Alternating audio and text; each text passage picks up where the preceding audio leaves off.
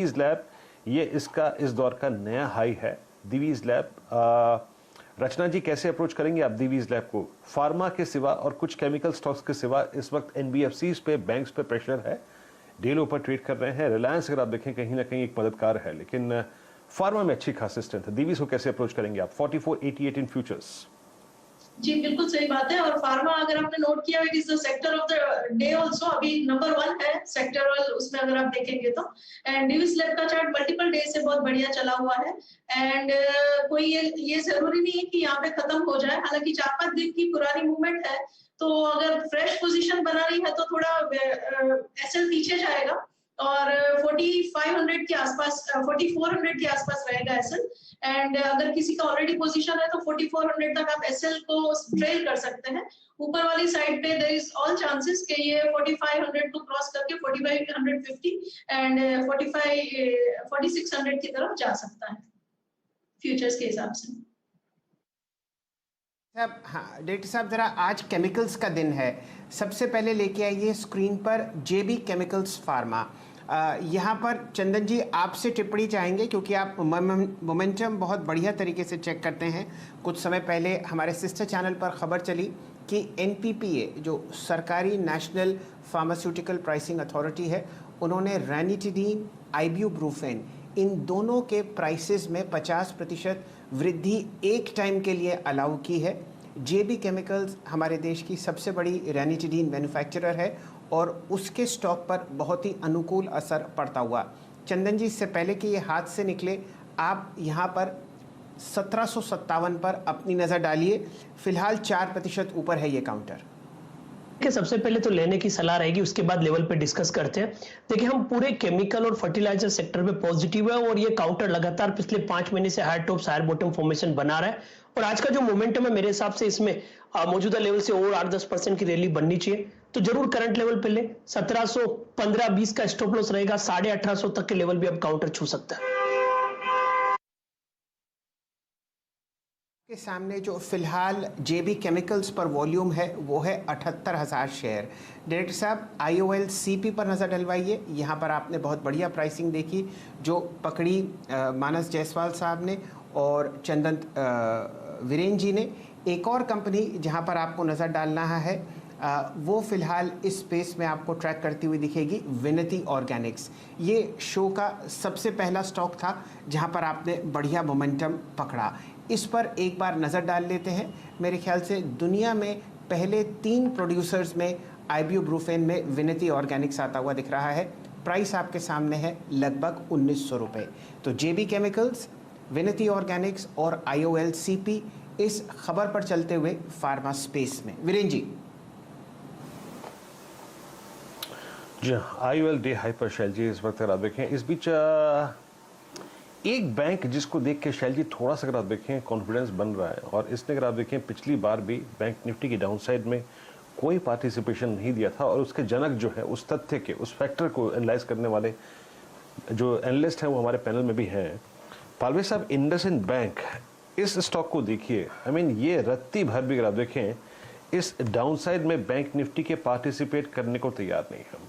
ये बंदा अपने 20 डे को छोड़ने को तैयार ही नहीं है। आप कैसे अप्रोच करेंगे? कोई इसमें ट्रेड नजर आ रहा है आपको? और अच्छा, आपकी स्क्रीन पे एक स्टॉक और रखूंगा, वो है श्रीराम ट्रांसपोर्ट फाइनेंस। आज बहुत दिनों बाद कुछ स्टेबिलिटी है इस स्टॉक में। आपका टेक इन दोनों स्टॉक्स पे?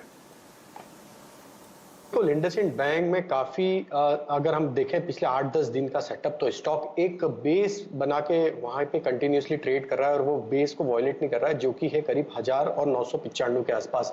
मुझे लगता है कि यहाँ पे जो स्टॉक में सेटअप बना हुआ है वो ये दर्शाता है कि यहाँ से जैसे ही ये 1020-1025 का लेवल क्रॉस करेगा तो काफी बड़ा मूव यहाँ से इसमें बनते हुए दिखना चाहिए। सेम बिहेवियर बैंक निफ्टी का भी है। अगर बैंक निफ्टी में भी देखें तो 34,900 में आज का लेवल इंपॉर्टेंट रहेगा। मैं वही लेवल को मॉनिटर कर रहा हूं। अगर वो लेवल के ऊपर जैसी बैंक निफ्टी आएगा तो फिर ये इंडसइंड बैंक में एक आउट परफॉर्मेंस बिल्कुल बनते हुए दिखना चाहिए। सेटअप के हिसाब से 995 का स्टॉप लॉस रखें, इसको बाय रखें। जैसे ही 1020 का लेवल क्रॉस होगा आज के सेशन में भी स्टॉक में 1040-1050 तक का मूव बहुत जल्द हमें देखने को मिल सकता है। तो इंडसइंड बैंक लॉन्ग करने की सलाह रहेगी। इंडसइंड बैंक में आपको बढ़िया मूव आता हुआ दिख रहा है। वीरेन जी, अगर आप इंडसइंड बैंक को ही देखें लंबी अवधि में तो ये एक बहुत ही हाई बीटा काउंटर है और ये बहुत बढ़िया तरीके से गाबा साहब भी पकड़ते हैं। प्रकाश जी, कुछ रणनीति आप इंडसइंड बैंक पर सेट करना चाहेंगे? 1012 का प्राइस आज। इंडसइंड बैंक मुझे हमेशा अच्छा लगता है, बढ़िया है। जो लोअर लेवल से जो अपमूव मिला है इंडसइंड बैंक में, ये बढ़िया है। अब कुछ हफ्तों से एक साइडवेज जोन पर चल रहा है। ये साइडवेज जोन संकेत दे रहा है कि स्ट्रेंथ है, वीकनेस नहीं है। हम कह सकते हैं ये पॉज ले रहा है हाई टाइम फ्रेम बेसिस पर। अब क्या होगा? जैसे ही 1040, 1050 के ऊपर मिल जाएगा क्लोज, फिर इसमें जो तेजी मिलेगी वो करीब 1400 तक जा सकता है। तो ये चार्ट स्ट्रक्चर तो बढ़िया है, अपमूव है, साइडवेज जोन है, फ्रेश अपमूव शुरू होगा। ये साइन ऑफ स्ट्रेंथ है। इस स्टॉक में कैश में लेना चाहिए और स्टॉक ना लगाए तो भी चलेगा। ये stock medium term to long term के लिए बहुत ही बढ़िया है इंडसइंड बैंक।